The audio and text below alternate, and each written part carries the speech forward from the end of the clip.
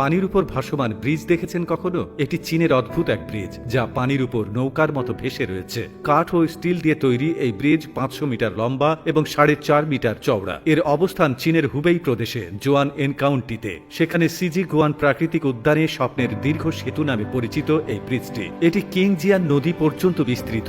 2016 সালের 1 মে জনসাধারণের জন্য খুলে দেয়া হয় ব্রিজটি। বলা হয় এর উপর দিয়ে নাকি একসঙ্গে 10,000 মানুষ হাঁটতে পারে। আবার ব্রিজটির ওপর দিয়ে নাকি হালকা ওজনের গাড়িও চালানো যায়। তবে গাড়ি চালককে হতে হবে পারদর্শী, কারণ সামান্য ভুলে ব্রিজ থেকে পিছলে সোজা পানিতে পড়ে যেতে পারেন। প্রাইভেট কারের মতো ছোট গাড়ি বাদে বড় ও ভারী গাড়ি এখানে চালানো নিষেধ। তবে ব্রিজটির বিশেষত্ব হলো গাড়ি চালানোর জন্য নদীতে কোনো বড় ঢেউ তৈরি হয় না, কারণ এই ব্রিজের উপর দিয়ে গাড়ি চলাচলের ক্ষেত্রে গতি বাঁধা আছে। যদি সেই নির্দিষ্ট গতির চেয়ে বেশি গতিতে গাড়ি চালানো হয় তাহলে নদীর পানিতে বড় ঢেউ উঠবে, যা বৃষ্টির জন্য নিরাপদ নয়, সুরক্ষার জন্যও নয়। তবে বাঁধা গতিতে গাড়ি চালানোর সময়ও বৃষ্টি সামান্য গতিতে ঢেউয়ের মতো তুলতে থাকে। এছাড়া এর উপর দিয়ে সারা বছর স্থানীয় মানুষের যেমন যাতায়াত চলে, তেমনই এখানে হাজারো পর্যটক হাজির হন বৃষ্টি দেখতে। আপনি কি জানেন বাংলাদেশেও রয়েছে এমন ভাসমান সেতু?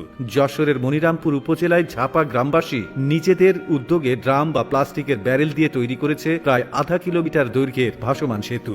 দুই তীরের মানুষের যোগাযোগের নতুন দিগন্তের উন্মোচন হয়েছে। সেতুটি নির্মাণ করতে ব্যবহার করা হয়েছে 889টি প্লাস্টিকের ড্রাম, 800 মণ লোহার পাত এবং 250টি লোহার শিক। খরচ হয়েছে প্রায় 50 লাখ টাকা। সময় লেগেছে প্রায় 1 বছর। ভাসমান সেতুটির পরিকল্পনাকারী মাদ্রাসার শিক্ষক আসাদুজ্জামান এবং তার বন্ধু সেতু নির্মাণের উদ্যোক্তা মেহেদি হাসান টুটুল স্থানীয় লেদ কারখানার মিস্ত্রি ও সহকর্মীদের সহায়তায় অসাধ্য কাজটি সম্পন্ন করেছেন। মনিরামপুর উপজেলার অন্যতম বাণিজ্যিক এলাকা রাজগঞ্জ বাজার। এই বাজার সংলগ্ন বৃহত্তর বাওর ঝাপা গ্রাম। ঝাপা রাজগঞ্জ বাজার সহ উপজেলা সদর থেকে বিচ্ছিন্ন ছিল গ্রামটির 3 পাশ। এই বাওর ও এক পাশ কপোতাক্ষ নদ দ্বারা বেষ্টিত। গ্রামের প্রায় 25,000 মানুষকে নৌকায় চড়ে যাতায়াত করতে হতো। শিক্ষার্থীরা নৌকায় চেপে নিয়ে বাউর পার হতো। ঝড় বৃষ্টি কিংবা বৈরী আবহাওয়ায় রুদ্ধ হয়ে যায় যাতায়াতের একমাত্র মাধ্যমটিও। এতে অনেক সময় মুমূর্ষ রোগী কিংবা জরুরি কাজে অন্যত্র যাওয়া মানুষকে পড়তে হতো চরম ভোগান্তিতে। এমন পরিস্থিতিতে ঝাপা গ্রামবাসী বাউরের উপর সেতু নির্মাণ করার জন্য